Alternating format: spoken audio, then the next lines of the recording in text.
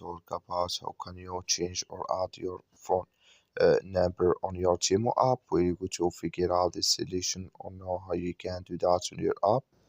So you just follow this ways, then it's going to work with you. So all you have to do, you just go down here, you click here on your down here, you just click on it. So when you click here, oh, you here, it's going to take you to this list. It's going to show for you like this. Then all you have to do now inverse. So you just go above settings, click on it here.